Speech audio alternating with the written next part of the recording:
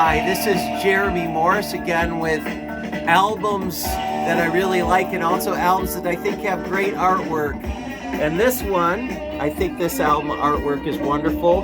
This is a band from England. They're called Druid. And this is their debut album from 1975. It was not released here in the US, so you had to buy it as an import. And I think it's a great album. The band sounds a ton like Yes, and I mean in a good way. They did not get good reviews, unfortunately. People were just labeling them a Yes ripoff, and I don't think that's true. I think they had some unique identity of their own. They're a four-piece band. They only made 2 albums. This is the first one called Toward the Sun. The second one, which has a much more simple album cover. This came out in '76. This is called Druid Fluid. On this one, they started to sound a little bit like Queen, and they started to shift their style. Of the 2 albums here, I think the first one has the best music, and I also think it has the best album cover.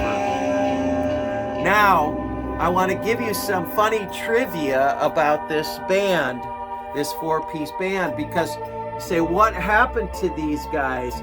Here's a picture of the band right here. See them? There they are. So see this guy right here, the drummer. He when this band broke up, he ended up becoming the drummer for Gary Newman, and so he played on Gary Newman's hit Cars. In the video you can see him drumming away.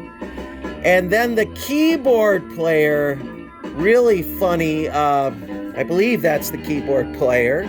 A really funny story about him.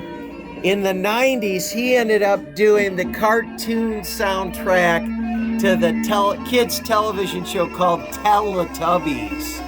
So that's where these guys ended up. I don't know what happened to the other 2 guys, but anyway, if you haven't heard this album, you know the saying, better late than never. You still have a chance to get it if you like this kind of music. I think it's good stuff. I don't care what the critics say. The critics are called critics because that's what they do best, is cut stuff down. They're just jealous because they didn't get to make an album. See you next time.